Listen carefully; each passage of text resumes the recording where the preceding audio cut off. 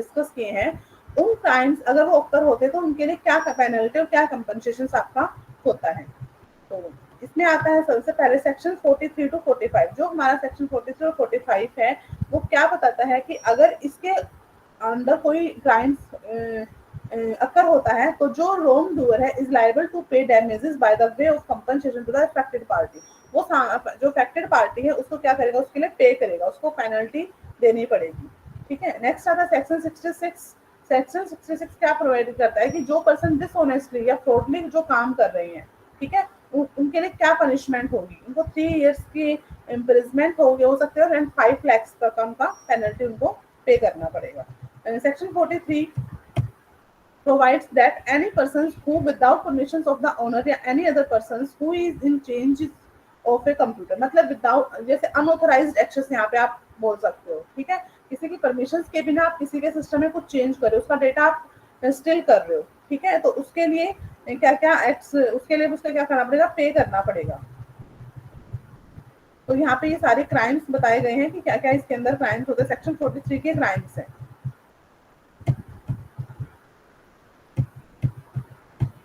तो जो सेक्शन 43 था उसके लिए क्या उसको पे करना पड़ेगा वो देखते हैं।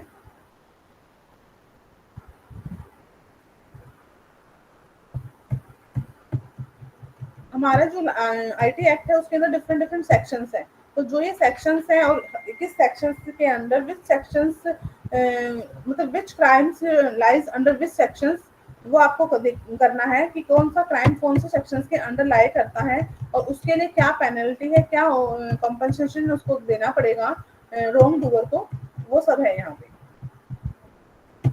जो हमारा सेक्शन 46 है वो हमारा एडजुडिक्शंस को लेके है। हमने लास्ट क्लास में भी पढ़ा था, जुडिक्शंस जो पढ़ा था कि एक ऐसा कोर्ट होता है या एक ऐसे हाई अथॉरिटी होती है जो ऐसे क्राइम्स को डिसॉल्व के जो डिस्प्यूट वगैरह होते हैं उनको डिसॉल्व करने के लिए बनाई गई है। तो जो सेक्शन 46 है हमारा वो हमारा जुडिक्शंस को लेके है कि जो इस टाइप के जो डिस्प्यूट होंगे उनको डिसॉल्व करेगा यहाँ पे।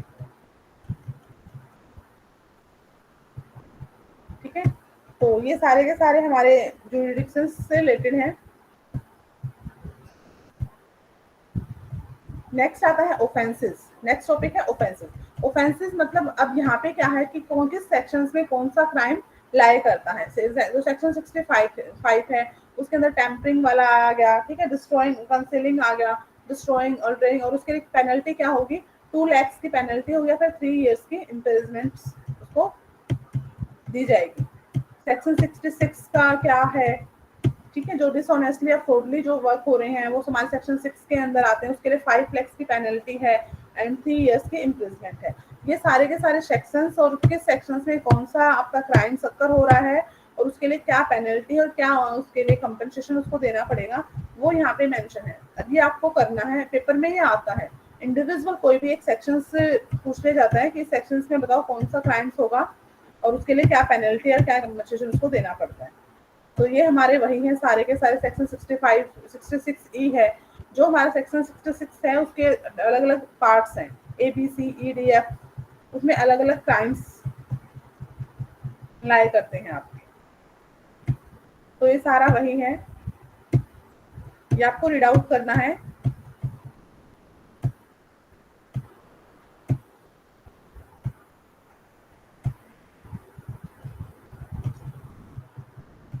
नेक्स्ट चेक प्रोग्रेस है, what are the grounds which exempt the network service provider from liability.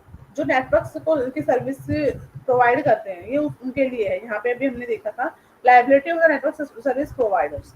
A network service provider means any person who provides access to information service in electronic form. For example, internet service provider ISP होता है। ठीक है, circular mobile service, जो आप ये wifi वगैरह की जो आपको सर्विस दे रहे हैं, that is the network service provider.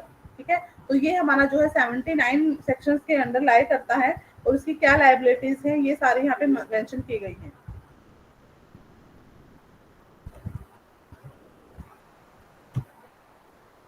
वही आपको यहाँ पे करना है। नेक्स्ट आता है इन्वेस्टिगेशंस। अगर कोई क्राइम अक्कर होता है तो फिर दैट आफ्टर देन इन्वेस्टिगेशंस होती है उसकी। ठीक है, कि साइबर क्राइम्स जैसे जनरली कोई क्राइम होता है तो उसकी भी इन्वेस्टिगेशंस होती है। उसके लिए हमारी जो हायर अथॉरिटी है that is the cyber forensics. ये हमारे इन्वेस्टिगेशंस को लेके है कि कौन से किस सेक्शंस में क्या इन्वेस्टिगेशंस होगी। Next topic is cyber forensics. Cyber forensics means जो एक कुछ टेक्निक्स हैं जो भी एविडेंस गैदर करने के लिए हेल्पफुल होते हैं। जो भी क्राइम्स अक्कर हुआ है उस क्राइम्स को डिसोल्व करने के लिए सारी के सारी information as a evidence gather करनी है, स्टोर करनी है। उसके लिए कुछ टेक्निक्स होते हैं हमारी, और जो वो टेक्निक्स फॉलो कर रहे हैं that is cyber forensics team. So cyber forensics, which is the applications of investigation and analysis techniques to gather and store evidence from a particular computing system in a way that is appropriate for presentations in the court of law। जो भी हमारे sections अभी हम ऊपर जो हमने sections देखे हैं, तो उन सभी सेक्शंस में जो भी क्राइम्स होते हैं, उन क्राइम्स अगर वो ओकर होता है तो उसको डिसोल्व करने के लिए हमारी साइबर फोरेंसिक्स टीम जो है उसको एविडेंस वगैरह गैदर करते हैं सारे। नेक्स्ट चेक प्रोग्रेस है what is cyber forensics. Paper में एज इट इज क्वेश्चन आता है व्हाट इज साइबर फोरेंसिक्स। अब यहाँ पे कुछ साइबर फोरेंसिक्स के टूल्स हैं कि वो जो कैसे जो एविडेंस है कैसे गैदर करेंगे, कैसे स्टोर करेंगे, उनके लिए टूल्स हैं आपके।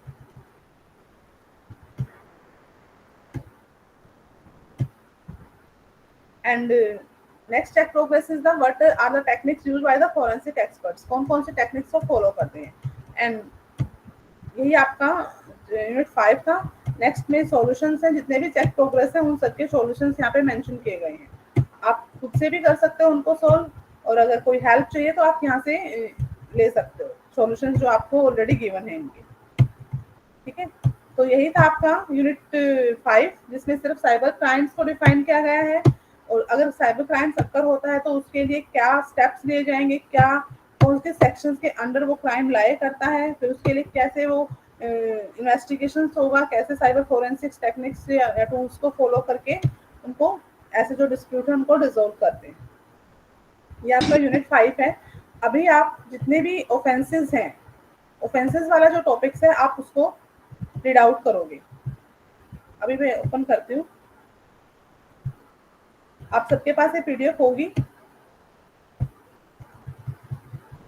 ये वाला, हाँ जी। तो 5.4 वाला जो टॉपिक्स है ऑफेंसेस, वो आपको रीड आउट करने हैं। उसके बाद हम नेक्स्ट यूनिट स्टार्ट करेंगे हमारा आईपीआर को लेके है जो।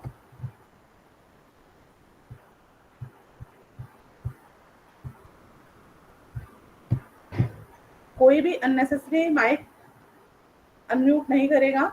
अपना ऑफेंसेस वाला जो ये टॉपिक्स है इसको रीड आउट करो। इसमें सारे सेक्शंस हैं, और किस सेक्शंस में कौन सा क्राइम लाई करता है और उसके लिए क्या पेनल्टी डिस्क्राइब की गई है, वो सब है।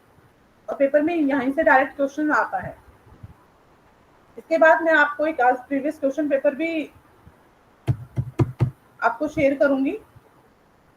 ठीक है, कि प्रीवियस जो पेपर है उनमें किस टाइप के क्वेश्चंस बनते हैं और कैसे पेपर आता है। ठीक है, हाँ जी। अभी आपके पास 10-15 मिनट का टाइम है, आप ये सारे ऑफेंसेस रीड आउट करो। उसके बाद हम नेक्स्ट यूनिट स्टार्ट करते हैं। एंड जो भी न्यू स्टूडेंट ज्वाइन कर रहा है वो अपना enrolment number with your name check box में टाइप कर दे फॉर योर अटेंडेंस। मैम मेरा एक क्वेश्चन है मेनली ऑफेंसेस से रिलेटेड। जैसे कि आपने बताया कि सारे सेक्शंस को रीड आउट करना है, सो मैम क्वेश्चंस भी पर्टिकुलर सेक्शन के अकॉर्डिंगली आते हैं क्या? लाइक क्या हाँ हमें जी, एक यस सेक्शन को यस, याद करना पड़ेगा? Is it? हाँ जी। मतलब अभी हम प्रीवियस क्वेश्चन पेपर देखेंगे, कुछ इंपॉर्टेंट्स हैं जो 65 होगा, 66 होगा, एक 43, 45 जो है, कुछ इसमें इंपॉर्टेंट्स हैं, वो आपको वो तो 100% करने ही है। एक बार रीड आउट आप सबको कर लीजिए, फिर हम प्रीवियस पेपर देखेंगे तो उसके अकॉर्डिंग हम जो इम्पोर्टेंट्स होंगे वो मैं आपको बता दूँ। Okay direct ma'am, thank question you. यही आता है कि ये जो क्राइम्स हो किस सेक्शन के अंडर लाई करता है, या फिर उस सेक्शन उस क्राइम के लिए क्या पेनल्टी डिसाइड की गई है, क्या कंपनसेशन उसको देना पड़ता है रोंग डूअर को, तो वो सब आता है डायरेक्ट। ठीक है, तो अभी एक बार आप रीड आउट कर लीजिए, उसके बाद हम प्रीवियस पेपर में भी देख लेंगे, जो इम्पोर्टेंट्स होंगे मैं आपको बता दूँ।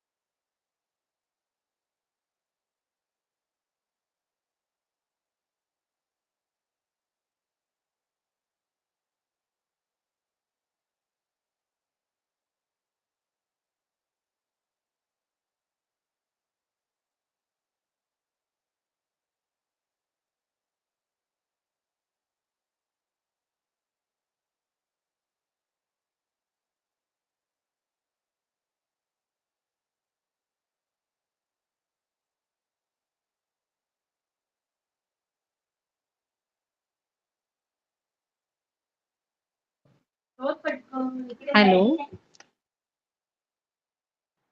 हाय। क्लास चल रही है या नहीं? I don't think so. Class चल रही है, हमारी यूनिट 5 हो गई है। उसका जो ऑफेंसेस वाला पार्ट है वो मैंने रीड आउट करने के लिए दिया है आपको, और हाँ अभी हम यूनिट 6 स्टार्ट करते हैं। हाँ। ओके?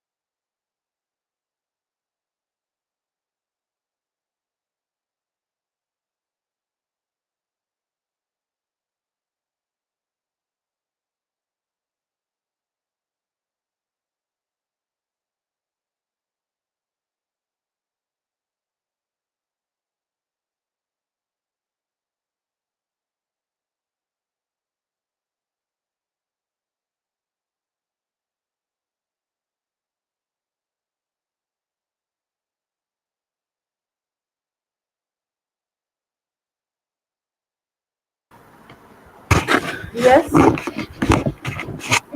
यूनिट 6 स्टार्ट करते हैं। That is IPR related issue. Screen share की है मैंने, विजिबल होगी सबको।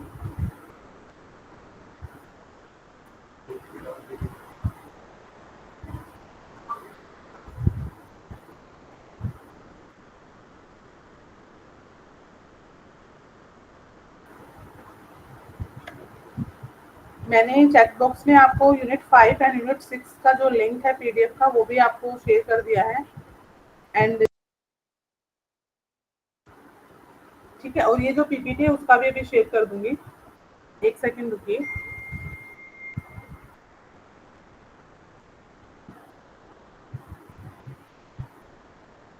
तो स्क्रीन शेयर की है, विजिबल है आप सबको?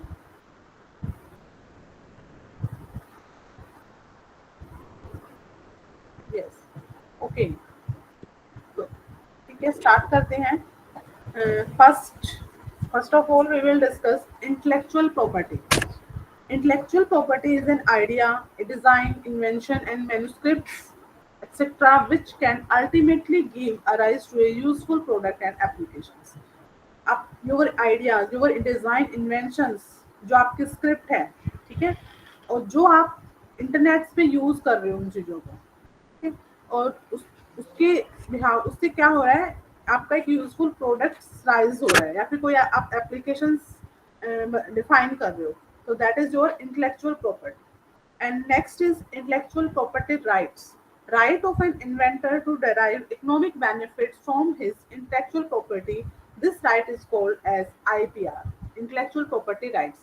आपका जो इन्वेंशन है, आपका आइडियाज, आपके जो डिजाइन्स वगैरह जो भी है, उससे आप जो इकोनॉमिकल बेनिफिट्स आप ड्राइव कर रहे हो, ठीक है, उससे आपको जो बेनिफिट मिल रहा है इकोनॉमिकली, वो आपका क्या है, तो उसके लिए आपको जो राइट मिला हुआ है that is called IPR, intellectual property rights. मतलब आपका इन्वेंशन है तो उसका जो बेनिफिट होगा वो आपको ही मिलना चाहिए, अनदर पर्सन उसका मिसयूज ना करे या उस राइट्स को ना ले, एक्सेस ना कर पाए, ठीक है. उसके लिए आपको जो राइट्स दिया गया है वही आपका क्या होता है, इंटेलेक्चुअल प्रॉपर्टी राइट्स होता है, ठीक है.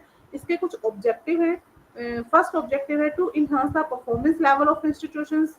इससे आप क्या कर सकते हो, किसी भी इंस्टीट्यूशंस की परफॉर्मेंस को इनहेंस हो सकती है. To give recognization and financial benefit to the efforts of for the creativity. जो आपकी खुद की क्रिएटिविटी है उसको रिकॉग्नाइज करना और उसका जो बेनिफिशियल बेनिफिट्स है, फाइनेंशियल बेनिफिट्स है, वो आपको मिले. थर्ड है to create competitions among the researchers and institutions for quality of the research. ऐसा करने से क्या होगा, कॉम्पिटिशंस होगा रिसर्चर्स में, इंस्टीट्यूशंस में, कि वो अच्छी क्वालिटी का प्रोडक्ट्स आपको दे. एंड फोर्थ है to have returns on investment in the research. और इसमें क्या होगा, आप प्रॉपर एक इन्वेस्टमेंट, जो रिसर्च में आपका प्रॉपर इन्वेस्टमेंट भी हो जाएगा, ठीक है. तो इंटेलेक्चुअल प्रॉपर्टी राइट्स आपका जो खुद का आइडियाज, आपकी जो खुद की क्रिएटिविटी है, उसको प्रोटेक्ट करने के लिए जो राइट आपको दिया गया है वही आपका आईपीआर होता है, ठीक है. अब आप हमारे पास कुछ आईपीआर कुछ टेक्निक्स हैं जिससे हम क्या करते हैं, अपनी क्रिएटिविटी को प्रोटेक्ट करते हैं, ठीक है, ताकि कोई दूसरा उसका क्रेडिट ना ले. आपका है तो आपको ही क्रेडिट जाएगा, उसका जो इकोनॉमिकली जो बेनिफिट होगा वो भी आपको मिलना चाहिए, उसका क्रेडिट आपको जाना चाहिए. उसके लिए कुछ टेक्निक्स हम फॉलो करते हैं उनको प्रोटेक्ट करने के लिए. फर्स्ट आता है trade secret. When an individual organization owning and the intellectual property does not disclose the property to anyone. मतलब कुछ ऐसी ऑर्गेनाइजेशन है जो क्या करते हैं, अपनी खुद की प्रॉपर्टी को डिस्क्लोज नहीं करना चाहती, ठीक है. आप अपने जो खुद के सीक्रेट्स हैं, चाहे वो किसी भी प्रोडक्ट्स की मेकिंग प्रोसेस हो या कोई फॉर्मूला हो या फिर ऐसे कोई मटेरियल्स वगैरह हो, जिसको वो डिस्क्लोज नहीं करना चाहता एनीवन, किसी के साथ, ठीक है. तो उसके लिए वो क्या कैसे करेगा, उसके लिए वो ट्रेड सीक्रेट्स को यूज करेगा. ट्रेड सीक्रेट टेक्निक से वो क्या करेगा, अपना जो फॉर्मूलाज, अपनी जो क्रिएटिविटी है, अपना जो किसी प्रोडक्ट को लेके मेकिंग प्रोसेस है, उसका कोई फॉर्मूला वगैरह है, उसको वो सीक्रेट कर सकता है, ठीक है. वो डिस्क्लोज नहीं करना चाहता, तो उसके लिए वो क्या फॉलो करेगा, ट्रेड सीक्रेट्स को फॉलो करेगा, ठीक है. जैसे कोका कोला वगैरह का जो है कि वो अपने फॉर्मुलेशंस वगैरह को क्या करते हैं, सीक्रेट रखते हैं, तो उसके लिए वो ट्रेड सीक्रेट्स को यूज करते हैं. नेक्स्ट इसमें आता है कि कुछ एडवांटेजेस होंगे. अब ऐसा करने का कुछ एडवांटेजेस क्या होगा, एक तो ये अनलिमिटेड होता है, ठीक है. अगर आपको एक बार ट्रेड सीक्रेट्स आपने टेक्निक्स को फॉलो कर लिया या उसका जो राइट्स है वो आपको मिल गया, तो वो अनलिमिटेड होता है. दूसरा क्या है, आप अपने जो है इस जो आपका प्रोसेस है उसको आप क्या कर सकते हो, सेव कर सकते हो, ठीक है. उसकी कॉस्ट वगैरह सेव कर सकते हो, ठीक है. नेक्स्ट आता है पेटेंट्स. पेटेंट्स होता है, patent is the right granted by the government to an inventor to exclude others from manufacturing, using, selling of the inventions. मतलब आपके खुद का आपका कोई इन्वेंशंस है, ठीक है, आप उस इन्वेंशंस को क्या करना चाहते हो, प्रोटेक्ट, उसकी प्रोटेक्शन चाहते हो, तो गवर्नमेंट से आपको राइट एक ग्रांट होता है जिसको आप बोलते हो पेटेंट्स, ठीक है. आपका इन्वेंशंस है, आप उसको से आपका उसको मैन्युफैक्चरिंग आपकी है, आप उसको यूज करना चाहते हो, आप उसको सेल करना चाहते हो, मतलब आपका है, तो आपको जो करना है आप कर सकते हो. तो उसके लिए आपको क्या करना था, गवर्नमेंट से ये आपको ग्रांट, इसका जो राइट है वो ग्रांटेड होता है, ठीक है. दैट इज कॉल्ड पेटेंट्स, ठीक है. अब पेटेंट्स आपको किस किस प्रोडक्ट्स कहाँ, मतलब किस किस प्रोडक्ट के लिए आप उसको ग्रांट करवा सकते हो. फर्स्ट है एन इन्वेंशन. आपका कोई इन्वेंशन है, आपका कोई इनोवेशन है, कोई इन्वेंशन की प्रोसेस है, ठीक है, या फिर आपका कोई कंसेप्ट है, उसके लिए आप पेटेंट्स को ग्रांट करवा सकते हो. गवर्नमेंट आपको इसका राइट देगी, ठीक है. नेक्स्ट आता है कॉपीराइट्स. कॉपीराइट्स क्या होता है कि आपका आइडियाज है, आपकी जो खुद की पर्सनल जो क्रिएटिविटी है, आपने कोई सॉन्ग है आपका, आपने कोई बुक राइट की है, या फिर आपके लिरिक्स वगैरह आप दे रहे हो, म्यूजिक आप दे रहे हो, तो जो आपकी खुद की पर्सनल जो क्रिएटिविटी है उसको आपको प्रोटेक्ट करना है कि कोई उसको मिसयूज ना करे, कोई उसको कॉपी पेस्ट ना करे, ठीक है। उसके लिए आप क्या लेते हो, कॉपीराइट्स का उनको यूज करते हो, ठीक है, कि आपकी खुद की क्रिएटिविटी है तो आपको ही उसका क्रेडिट जाएगा, ठीक है, कोई सेम एज इट इज उसको कॉपी पेस्ट ना करे, ठीक है, क्योंकि आपका आइडियाज है, कॉपी पेस्ट करके कोई दूसरा उसको यूज करके क्रेडिट लेके जा रहा है, दैट इज रॉन्ग। तो for protection your own creativity we use copyrights. Next इसमें आता है व्हाट कैन बी प्रोटेक्टेड। आप कॉपीराइट से आप क्या क्या प्रोटेक्ट कर सकते हो, आपके ड्रामेटिक वर्क है आपका, ठीक है, म्यूजिकल वर्क है, आर्टिस्ट हो आप, आपकी कोई फिल्म बना रहे हो, आपने कोई बुक राइट की है, आपका खुद का जो रिसर्च है, ठीक है, आपका आपने कुछ बुक्स वगैरह लिखी है आपने, तो वो सब चीजें आप इनसे कॉपीराइट से प्रोटेक्ट कर सकते हो। नेक्स्ट आता है इसमें जियोग्राफिकल इंडिकेशन, जीआई टैग जिसको बोलते हैं। ये क्या होता है कि आपका कोई जो भी कोई प्रोडक्ट्स है, ठीक है, उसकी ऑर्गेनाइजिंग आप डिफाइन कर रहे हो कि ये उस रीजन या किसी पर्टिकुलर रीजन या किसी पर्टिकुलर लोकेलिटी को आप रेफरेंस कर रहे हो, ठीक है। जैसे कि हम देखते हैं made in China, made in Japan, मतलब वो जो प्रोडक्ट है, वो जो थिंग है, वो कहाँ से ओरिजिनेट हुई है, उसको अगर आप उसका अगर आपको प्रोटेक्शन चाहिए, ठीक है। अब ये नहीं है कि कोई जापान की कोई चीज है और उसको चाइना कह रहा है ये मेरी है, तो इसके लिए हम क्या यूज करते हैं, जीआई टैग को यूज करते हैं।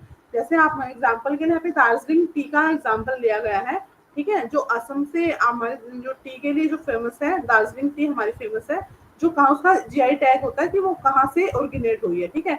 बीकानेरी भुजिया जो होगी वो राजस्थान से ओरिजिनेट है, ठीक है। बनारसी ब्रॉडकास्ट हो गए, साड़ी वगैरह का जो होगा, तो वो सब हमारे क्या होते हैं, जीआई टैग, मतलब किसी प्रोडक्ट्स की ओरिजिनेटिंग्स को डिफाइन कर रहा है, ठीक है, या ओरिजिनेटिंग मतलब किस रीजन से वो ओरिजिनेट हुई है उसको डिफाइन कर रहा है, दैट इज देन हम यूज करते हैं जियोग्राफिकल इंडिकेशंस, जीआई टैग। और ये इसका जो रजिस्ट्रेशन अगर आपका एक बार हो जाता है तो 10 ईयर्स के लिए वैलिड होता है आपका, ठीक है। इसके अलावा कुछ ट्रेडमार्क्स वगैरह भी होते हैं। ट्रेडमार्क्स क्या होते हैं कि आपका अपना खुद का वो है, आप कोई सामान यूज कर रहे हो, ठीक है, बना रहे हो, उसकी मैन्युफैक्चरिंग, उसकी यूजिंग, उसके लिए आप ट्रेडमार्क्स भी यूज करते हो। मेनली यही आपके आईपीआर टेक्निक्स होती हैं जिससे आप अपना आईपीआर जो आपकी इंटेलेक्चुअल प्रॉपर्टी है उसको आप प्रोटेक्ट कर सकते हो, ठीक है। अभी मैं आपको कुछ क्वेश्चन पेपर भी दिखाती हूँ, प्रीवियस क्वेश्चन पेपर है कि उसमें किस टाइप के क्वेश्चंस आपको आते हैं पेपर में। इनमें से जो मेनली है, एक तो कॉपीराइट्स वाला इम्पोर्टेंट है, एंड जो ट्रेडमार्क्स है और जीआई टैग, ये तीनों ही इसमें इम्पोर्टेंट है, ठीक है। तो अभी मैं आपको एक बार आप इसको इसकी पीडीएफ भी ओपन कर लेते हैं, आप उसको रीड आउट कीजिए, तब तक मैं आपको पेपर शेयर कर रही हूँ, प्रीवियस पेपर।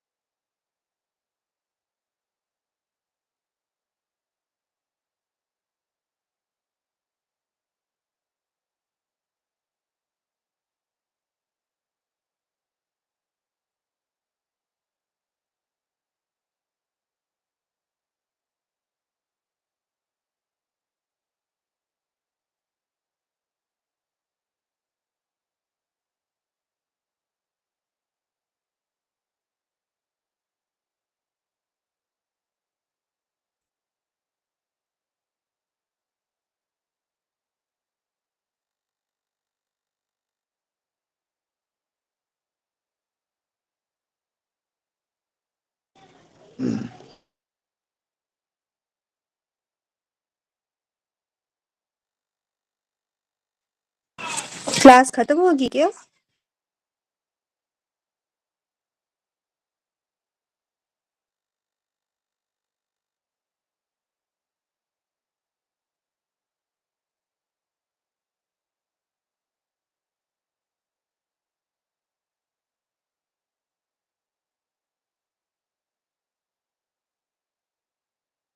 मैम अनम्यूट कर दो। हाँ जी, मैं पीडीएफ ओपन कर रही थी। तो ये आपकी यूनिट 6 की पीडीएफ है, IPR ratio in cyber space. ठीक है, तो इसमें भी यस वही मैम। है, आपके ट्रेडमार्क्स वगैरह जो भी हैं देख लेते हैं एक बार। इम्पोर्टेंट इसमें सिर्फ यही है, trademarks, patents, geo tag, GI tag. First यही है कि आईपीआर होता क्या है, बेसिक कंसेप्ट आपका आईपीआर का। ये हमारे पास आईपीआर के कुछ फॉर्म्स होते हैं। कॉपीराइट्स हो गया, ठीक है, कि कॉपीराइट्स से आप क्या प्रोटेक्ट कर सकते हो, आपकी क्रिएटिविटी जो होगी, म्यूजिकल, ड्रामेस्टिक या आपका आर्टिस्टिक वर्क जो हो गया, उस टाइप की जो आपकी क्रिएटिविटी है उसको आप कॉपीराइट्स के थ्रू प्रोटेक्ट कर सकते हो। नेक्स्ट इसमें पेटेंट्स आ गया, कि पेटेंट्स वही है आपका, कोई इन्वेंशन से आपने कोई रिसर्च किया है उसको लिए पेटेंट्स यूज करते हो। ट्रेडमार्क्स हो गया, ट्रेडमार्क्स मतलब किसी भी थिंग्स या किसी सर्विस के लिए आप कोई सिंबल यूज कर रहे हो, ठीक है, डिस्टिंक्टिव साइन यूज कर रहे हो, कोई जैसे आपका लोगो हो गया, ठीक है, कोई वर्ड यूज कर रहे हो उसके लिए, that is the trademark. Next इसके में आता है आपका जीआई टैग्स होता है, ठीक है, जो हमने अभी भी किया, और ट्रेड सीक्रेट्स होते हैं। तो बेसिकली इसमें यही है आपके इम्पोर्टेंट्स। डिजिटल जो आपका है उसमें भी आपके कॉपीराइट्स को लेके कुछ इशू आते हैं, जैसे आपका डोमेन नेम है, इसमें एक आपका आता है साइबर स्टॉकिंग, सॉरी साइबर स्क्वेटिंग्स। ठीक है, साइबर स्क्वेटिंग्स क्या होता है, जो डोमेन नेम है उसकी प्रोटेक्शन के लिए हम यूज करते हैं। ठीक है, कोई आपके जो डोमेन नेम को हाईजैक ना करे उसके लिए हम साइबर स्क्वेटिंग्स यूज करते हैं। ठीक है, तो ये सारे वही हैं, पेटेंट मिस यूज वगैरह हैं। बेसिकली आपके सिर्फ ये आईपीआर के जो बेसिक 7 फॉर्म्स होते हैं आईपीआर के, वो इम्पोर्टेंट्स हैं इसमें जो आपको करनी है। बाकी ये नहीं है इम्पोर्टेंस, ये आप रहने देना। बेसिक जो 7 फॉर्म्स हमने अभी भी डिस्कस किए हैं वही आपके इम्पोर्टेंस हैं। एक है साइबर स्क्वाटिंग वाला जो टॉपिक्स है, ये भी इम्पोर्टेंस है इसमें।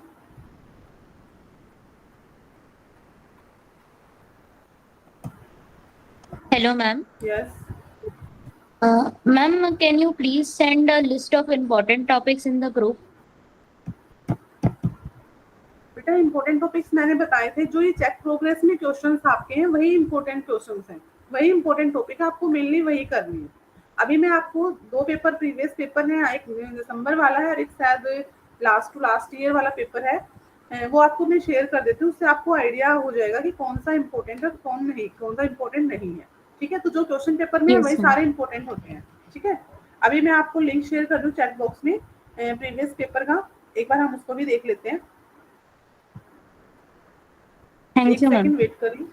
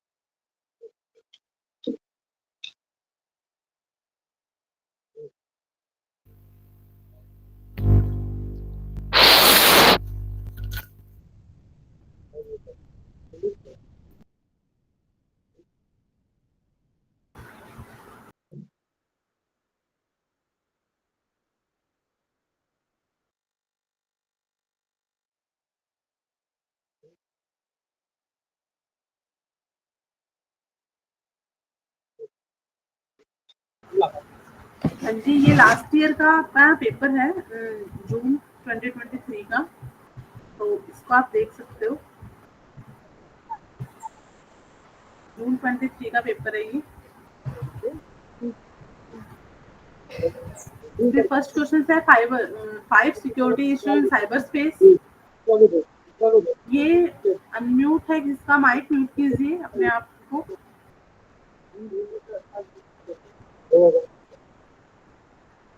Mute yourself.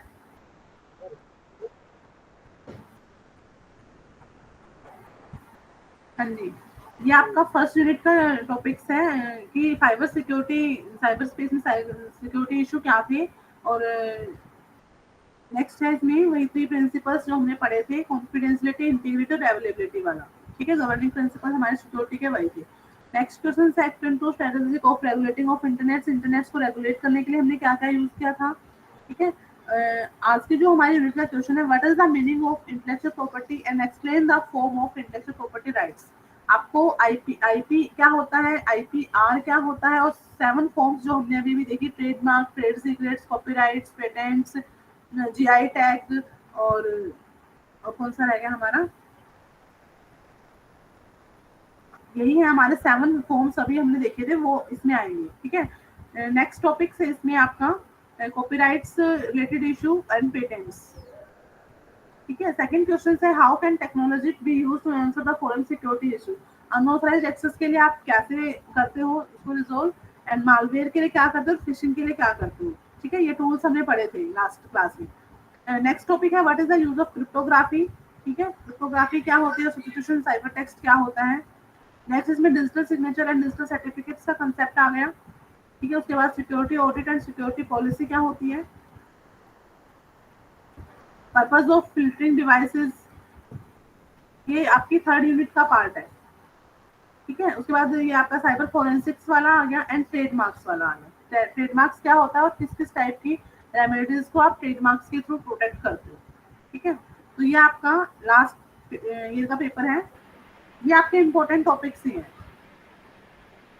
ठीक है, इसके बाद एक पेपर और मैं आपको शेयर करती हूँ। मैडम हर एक यूनिट के लिए कितना वेटेज है ये बता सकते क्या? हाँ जी सर, हर एक यूनिट के लिए कितना वेटेज दिया गया है? हर यूनिट का वेटेज, हाँ, टोटल 6 यूनिट है ना फिलहाल अपने सिलेबस में, और टोटल क्वेश्चन आते 5, तो हर एक यूनिट के लिए कितना वेटेज दिया गया है? ये तो आपको उसमें पता होगा ना, स्टार्टिंग में जो आपको बताया गया था, जो क्या हुआ था आपका, वो इंडक्शन जो हुआ था उसमें बताया गया है ना, नहीं बताया उसमें? नहीं मैडम, थोड़ा एक बार बताएंगे तो अच्छा रहेगा। वेटेज कितना है, हर एक यूनिट के लिए कितना वेटेज दिया गया, और क्वेश्चन 1 यूनिट 1 से, क्वेश्चन 2 यूनिट 2 से, ऐसा कुछ है कि कुछ और है मेथड है? नहीं, ऐसा ही है। ये देखो, जो फर्स्ट क्वेश्चन है आपका टोटली यूनिट 1 से ही है। ओके, देन एक सेकंड में देखती हूँ, फिर बताती हूँ। एक सेकंड, वैसे तो मिक्स दे रखा है ये, जैसे हमारा क्रिप्टोग्राफी वाला जो था, ये हमारा सेकंड यूनिट था, जो आपका सेकंड क्वेश्चन है क्रिप्टोग्राफी वाला जो है, इसके अंदर हमने मालवेयर, फिशिंग वगैरह जो किया था वो भी है। ऐसा कुछ तो नहीं है कि स्पेशल फिक्स किया गया हो, क्वेश्चंस तो अलग अलग जा रहे हैं हमारे। अब देखो, जो हमारा क्वेश्चन नंबर 5 है, ये जो साइबर फोरेंसिक्स वाला है, ये हमारा 5 यूनिट का है, एंड ट्रेडमार्क वाला हमारा यूनिट नंबर 6 का है। तो ये मिक्स है यहाँ पे, ऐसा नहीं है कि फर्स्ट क्वेश्चन फर्स्ट यूनिट से ही होगा या सेकंड क्वेश्चन सेकंड यूनिट का होगा। ओके हाँ जी, मैडम, पेपर को शेयर कीजिए प्लीज। पेपर शेयर किया है मैंने। इस ग्रुप में नहीं दिख रहा मैडम, आप लिंक भेजिए ना मैडम इसमें। अच्छा, हाँ चैट लिंक, हाँ मैं लिंक अभी सेंड करती हूँ, एक सेकंड। और जैसे आपका क्वेश्चन नंबर जो 1 है, उसी का जो नेक्स्ट पार्ट में आपका ये आईपीआर वाला क्वेश्चंस भी आ रखा है यहाँ पे, इंटेलेक्चुअल प्रॉपर्टी राइट वाला। मैं लिंक शेयर कर देती हूँ, एक पेपर और एक बार वो भी देख लेते हैं, उसके बाद मैं दोनों पेपर्स का आपको लिंक चैट बॉक्स में दे देती हूँ।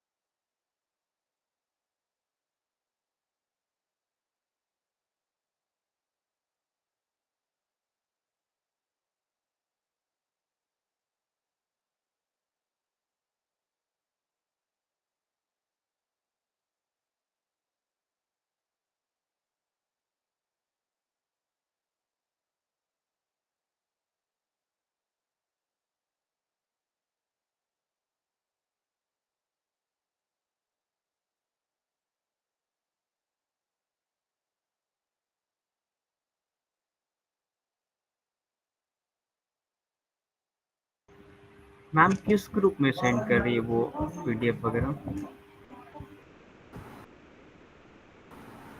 जो ये चैट बॉक्स है इसी यहीं पे मैं लिंक शेयर करूंगी।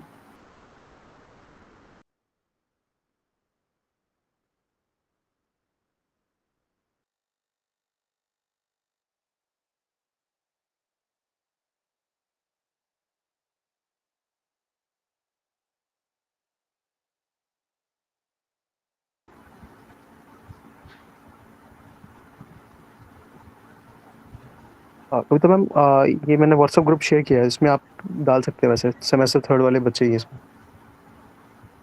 हाँ जी सर। ये मैंने व्हाट्सएप ग्रुप का लिंक शेयर किया है मैम, तो आप अगर पॉसिबल हो तो उसमें डाल दो, क्योंकि थर्ड सेमेस्टर का ही है सारा बच्चे। तो ये तो फर्स्ट सेमेस्टर है शायद। Is this first semester? हाँ जी, ये फर्स्ट सेमेस्टर है सर। 215, ओके।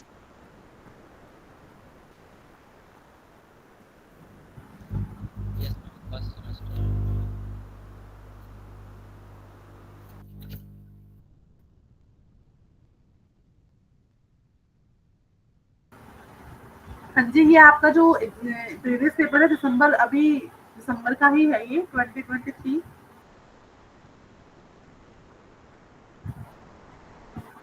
फर्स्ट ये क्वेश्चन क्रिप्टोग्राफी से लेके है, ट्रांसपोजिशन साइबर टेक्स्ट का है। वही आपका कॉन्फिडेंशियलिटी, जो हमने 3 पिलर्स सिक्योरिटी के 3 पिलर्स डिस्कस किए थे, वो हर बार पेपर में आ रहे हैं। कॉन्फिडेंशियलिटी, अवेलेबिलिटी और इंटीग्रिटी। ठीक है। उसके बाद ये हमने आज भी पढ़ा, लायबिलिटी ऑफ नेटवर्क सर्विस वाला। ठीक है। अब यहाँ पे भी ट्रेडमार्क का क्वेश्चन आ रखा है। उसके बाद आपके साइबर स्पेस से रिलेटेड जो आपके अटैक्स थे, फिशिंग से साइबर जैकिंग, फिजिकल अटैक्स वगैरह। ठीक है। नेक्स्ट क्वेश्चन आपका एडवांटेज ऑफ द सिमेट्रिक की क्रिप्टोग्राफी वाला एडवांटेज यहाँ पे है 5 नंबर्स में। उसके बाद नेक्स्ट है आपका सिक्योरिटी मेजर्स। आपके सिक्योरिटी मेजर्स भी हर पेपर में क्वेश्चन आता है। ठीक है। फोर्थ क्वेश्चन है regular needs of regulating of cyber space and filtering device. ये फिल्टरिंग डिवाइस वाला अभी हमने जून वाले एग्जाम पेपर में भी देखा और अब यहाँ पे भी है आपका। ठीक है। उसके बाद यही आपके साइबर फोरेंसिक्स हो गया, क्लासिफिकेशन ऑफ साइबर क्राइम्स हो गया, डोमेन नेम डिस्प्यूट्स। अभी मैंने बताया साइबर स्वेटिंग वाला, वो यही है डोमेन नेम डिस्प्यूट्स में आपने। ठीक है। फ्रेमिंग आपका हो गया। तो यही इंपॉर्टेंट क्वेश्चंस हैं सबसे। वही आपके साइबर क्राइम्स आपको करने हैं सारे, कि कितने टाइप्स के क्राइम, उनकी क्लासिफिकेशन कैसे है। ठीक है। उनके लिए आप प्रोटेक्शन के लिए क्या क्या टेक्नोलॉजी, क्या क्या सॉफ्टवेयर, क्या क्या टूल्स यूज कर रहे हो। ठीक है। हम यूज क्यों करें, हमें साइबर सिक्योरिटी की नीड क्यों है। हमारे जो 3 पिलर्स थे साइबर सिक्योरिटी के, कॉन्फिडेंशियलिटी, अवेलेबिलिटी और इंटीग्रिटी। ठीक है। अब जो साइबर क्रिप्टोग्राफी में आपका सिमेट्रिक की और एसिमेट्रिक क्रिप्टोग्राफी हमने किया था। उसके बाद ये आपके ट्रेडमार्क्स वगैरह ये आ गए। ठीक है। आईपीआर क्या हो रहा है, होता है, उसके लिए क्या क्या फॉर्म्स हैं उनकी, उनसे हम क्या क्या प्रोटेक्ट कर सकते हैं। ठीक है। और उसके बाद जो आपका लास्ट यूनिट में भी हमने जो की थी साइबर क्राइम्स को लेके, वो वाले टॉपिक्स हैं। साइबर फोरेंसिक्स क्या होती है, यही इम्पोर्टेंस है। तो दोनों पेपर्स का मैं आपको लिंक अभी चैट बॉक्स में प्रोवाइड कर रही हूँ, आप वहां से चेक कर लेना, डाउनलोड कर सकते हो आप वहां से।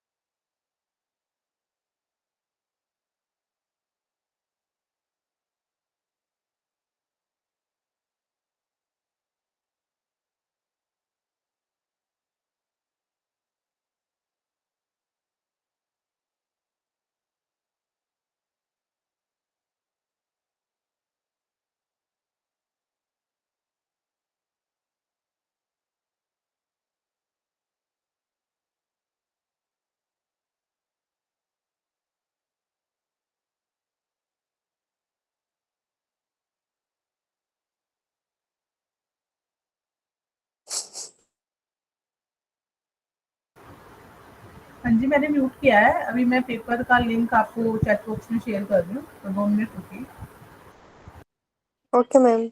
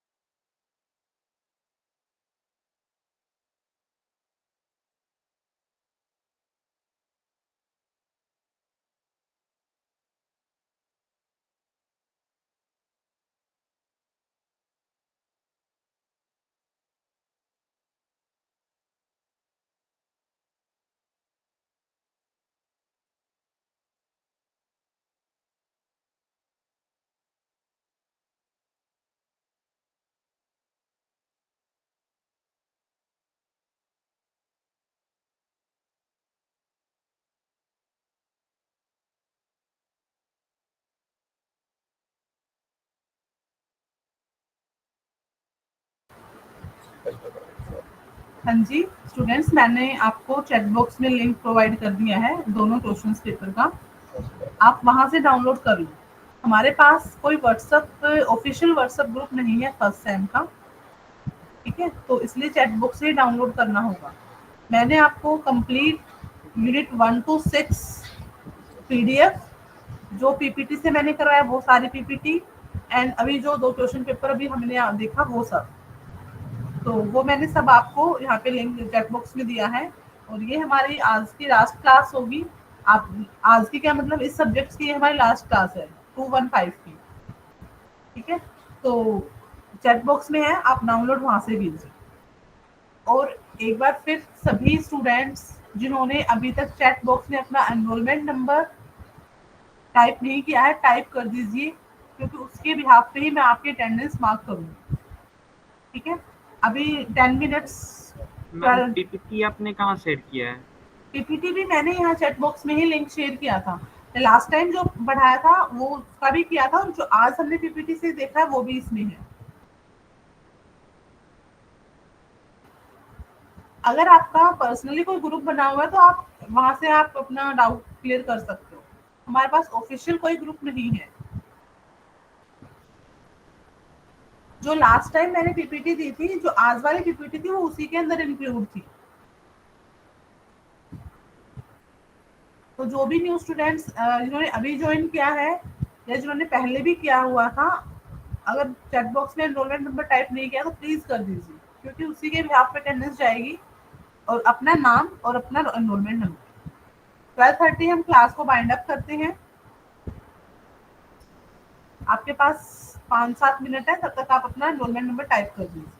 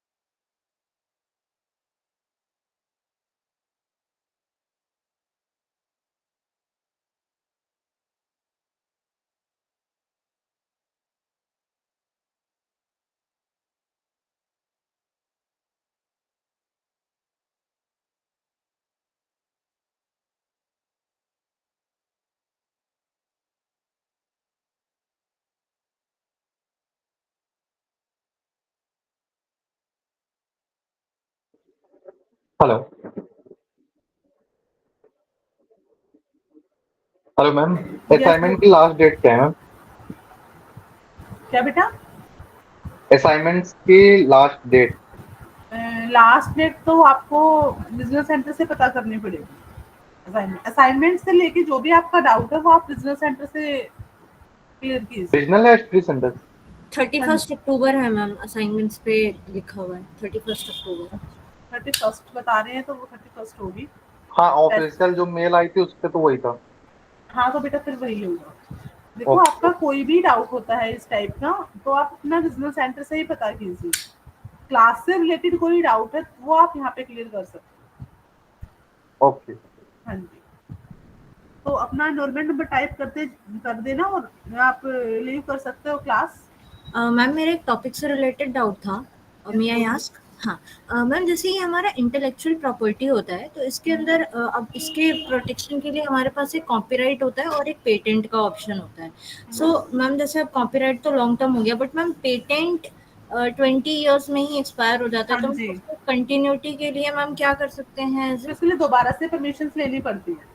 बट मैम जैसे अभी मैं क्योंकि सेम टाइम पे वही सर्च कर रही थी तो रिन्यूअल तो उसमें होता नहीं है, मेंटेनेंस चार्ज जो है ये एक्स्ट्रा यही बता रहे हैं कि आप अलग से चार्जेस पे करके इसका जो है वो मेंटेन आप कर सकते हैं, but that is also up to a limited time period. हाँ जी, कॉपीराइट्स में और पेटेंट्स में यही डिफरेंस होता है, वो अनलिमिटेड होता है, इसका एक टाइम ड्यूरेशन गिवन होता है, उसके बाद आपको मतलब एक्स्ट्रा पे करना ही पड़ेगा पेटेंट के लिए मेनली, जिससे हमारी रॉयल्टी आती रहे। हाँ जी। अच्छा, बट मैम क्योंकि यहाँ पे भी जैसे मैं देख पा रही हूँ तो 1 साल तक है, और कुछ ऐसे अगर कुछ मेंटेन भी करते हैं तो भी 5 साल तक ही है लगभग में। अभी मैंने गूगल पे ये चीज़ पढ़ी थी मैम, तो मैम उसको कैसे हम आगे तक मेंटेन कर सकते हैं? जैसे मैं अगर शेयर कर पाऊँ यहाँ पे, तो यहाँ पे ये रहा, मैं चैट बॉक्स में अगर शेयर कर पाऊँ। नहीं चैट बॉक्स में मत कीजिए, आपका पर्सनल कुछ है तो। नहीं मैम, गूगल पे सर्च किया था मैम कि जैसे पेटेंट्स तो रिन्यूअल हो नहीं सकते हैं, तो उसके मतलब उससे अर्निंग कंटिन्यू रहे वो हम कैसे एक्सटेंड कर सकते हैं? तो मैम एक ही ऑप्शन आ रहा है यहाँ पे, एक सप्लीमेंट्री प्रोटेक्शन सर्टिफिकेट लगता है, वो 5 साल तक बढ़ा देता है उसको। बट इस तो मतलब मैक्सिमम टू मैक्सिमम आप 25 साल तक ही अर्न कर सकते हो अपने ओरिजिनल इंटेलेक्चुअल प्रॉपर्टी से, राइट? उसके बाद कोई भी उसको यूज कर सकता है उस आइडिया को। हाँ, तो वो उसका टाइम पीरियड है ना, उसके बाद तो वो यूज होगा ही होगा। कोई भी मतलब उसमें फिर कोई इस टाइप का मतलब एक्शन नहीं लिया जाएगा। जैसे कॉपी पेस्ट वगैरह कर लेते हैं तो एक्शन होता है ना कि आपने मेरा कॉपी किया है, तो उसका पेटेंट का ये है कि उसका लिमिटेड टाइम पीरियड है, उसके बाद वो ओपन हो जाएगा।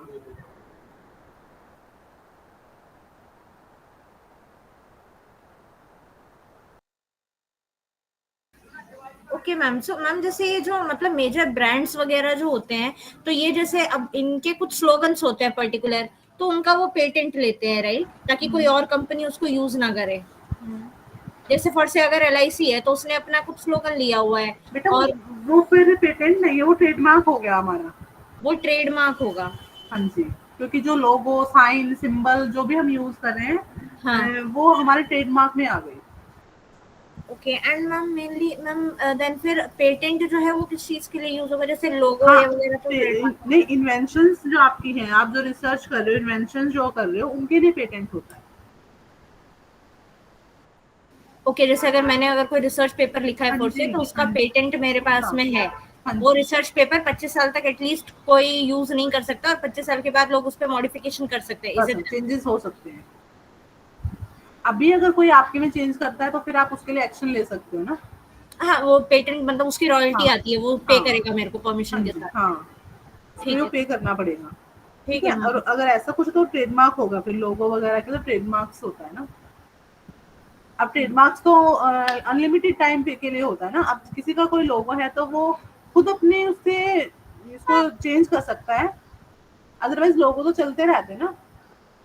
हाँ राइट मैम, ट्रेडमार्क और कॉपीराइट वाला भी कुछ 70 साल तक कुछ ऐसे हाँ, है कि वो 60 ऑथर इयर्स के का डेथ ऐसा कुछ 70 है। साल तक चलता है। हाँ, 60 बट इयर्स का पेटेंट है का वो। है कि पेटेंट जल्दी एक्सपायर हो जाएगा, तो उससे Expire। पैसे जो है वो बंद हो जाएंगे जल्दी। हाँ जी, बट हाँ स्टिल कोई उसको कॉपी पेस्ट नहीं कर सकता, क्योंकि अगेन कॉपीराइट रूल लग जाता है। जी। यस यस, ठीक है मैम, थैंक यू। ठीक है।